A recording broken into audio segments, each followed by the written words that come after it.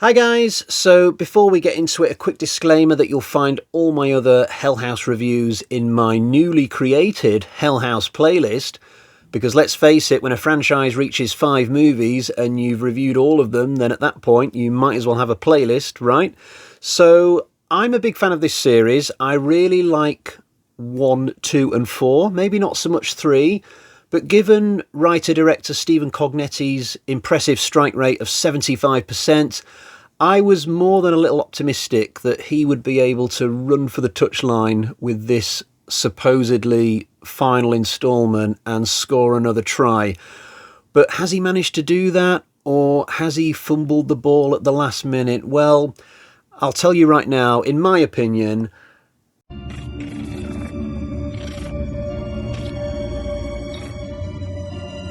Jesus wept, what have you done here, Stephen? This is like an exposition film intended to just plug all of the gaps in the Tully Carmichael timeline that maybe you previously didn't know.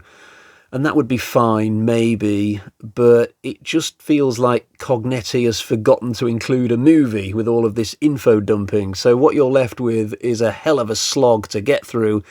This is the first film in this series to not be found footage, but the fact that it's not doing that anymore has nothing to do with my disdain for the project. I haven't thought of this series as being found footage for quite some time, actually, even though it has been up to this point. So when the first one came out, I did think of it as a really cool found footage movie, but once it became a whole bunch of movies, then I started to think of the franchise more as just a really cool bunch of supernatural haunted building movies. So the fact that this 5th one has moved away from found footage has no bearing on my opinion of it. This 5th film is bad because it doesn't have a captivating story worth telling. It doesn't matter whether they're using found footage or not. I must confess, I really struggled to follow the storyline during this film. And it's not like I haven't seen all the previous ones. I have. It's not like I saw each one when they came out and it just so happens that maybe the gap between the movies was too long.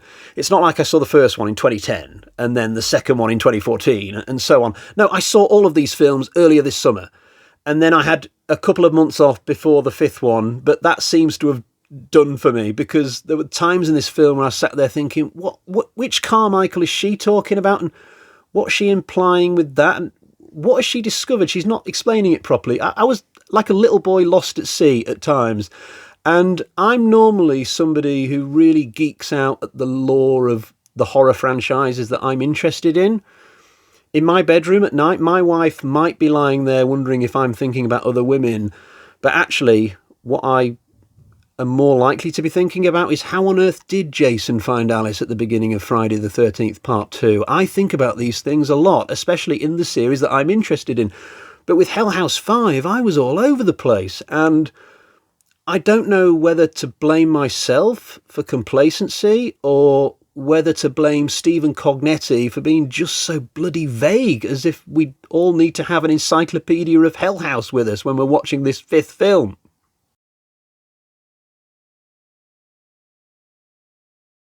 The main character is called Vanessa. I caught a whiff near the start of this that this was a returning character, and yet I could not pick her out of a police lineup. I did not know what the hell film she was in previously, so what I had to do was pause the movie and then start sifting through the cast lists of the previous Hell House films looking for this woman as if it was a game of Where's Wally. Eventually, I found her in the Hell House 3 cast list. So basically, they've brought back the final girl from the one film I would have said was awful before this one came along. She was actually a decent character in the 3rd film, from what I very loosely recall. She was one of the one bright spots in an otherwise terrible sequel. She was a rare beacon of light in a film that was mostly just repetitive darkness, shall we say. She was like a horror version of Lois Lane, but in this film, she's suddenly become this insufferable bore. She's depressed, she's moody, there's something going on in her head that even she's not sure about. For some reason, she's hanging around in Abaddon, pointlessly to my mind, as if begging the horror gods to send the clowns her way, and that's exactly what happens. Somehow this once decent character has gone to being an awful character. The film eventually seems to realise that Vanessa is not carrying the movie to a satisfactory standard. So about halfway through, a second female journalist randomly enters the proceedings. I can't remember her name, but given that she's a very similar character to Vanessa, let's just call her Vanessa 2. The only noticeable difference between the two women really is that this second Vanessa hasn't already been through a horror film, so her spirit hasn't been completely crushed by the weight of the world just yet like the first one has.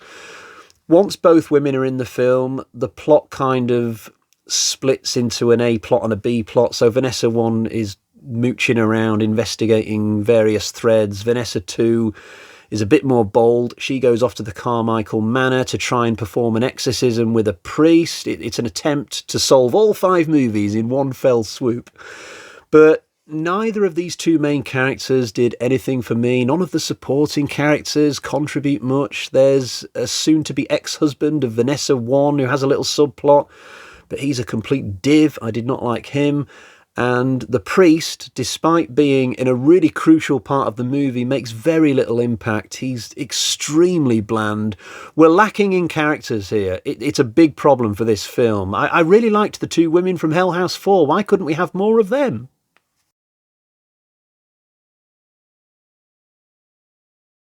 I do have one positive. I don't know why I'm putting my hand up, but there's a brilliant kill near the start.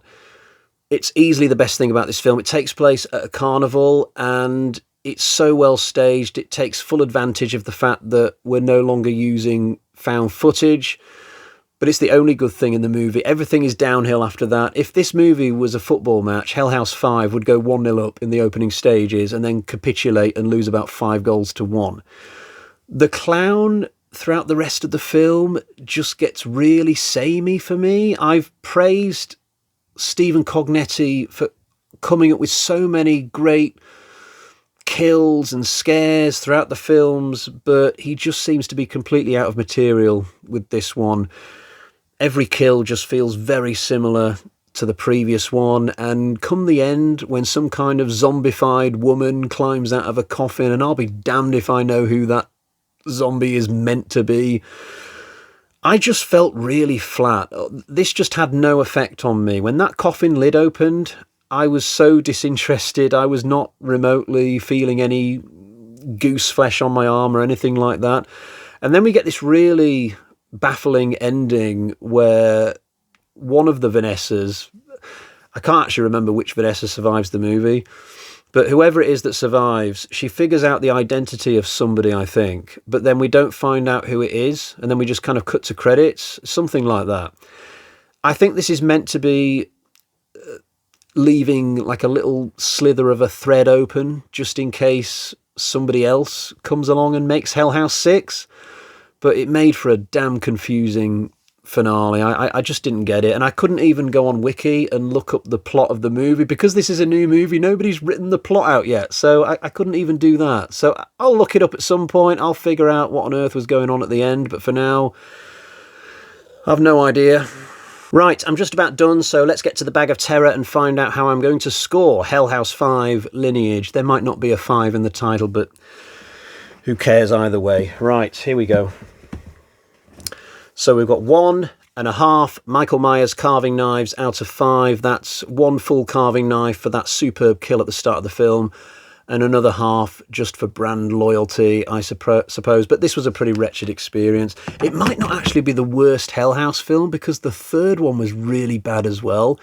3 and 5 for me are like really low down, and then the other 3 films are really high up. There's a big gap between those 2 sets of films for me, but obviously opinions will differ among the fans. But that's enough about Hell House for today. A very quick reading update before we go. I've just finished reading The Mask Falling, the excellent 4th novel in Samantha Shannon's intended 7-book series. I think it's called The Bone Season series or whatever. This is not horror. It's about people with a race of people with special abilities, clairvoyance. It's like a sci-fi dystopian futuristic world kind of thing, and the world is under threat from this ever-expanding empire called Scion. I'm not going to fully go into it, but it's way better than it sounds. And this fourth book, The Mask Falling, the best so far. So really enjoying this series, although I think only 5 of the 7 have currently been written, so I'll probably have to wait a while after the 5th one's done, but no matter. But I certainly enjoyed this book a lot more than I did Hell House, but there we go. Right, I'll leave it there for today. Do follow me on X if you'd like to. My name on there is the same as this channel, and other than that, I will bid you adieu, and I will say bye until next time. So, goodbye.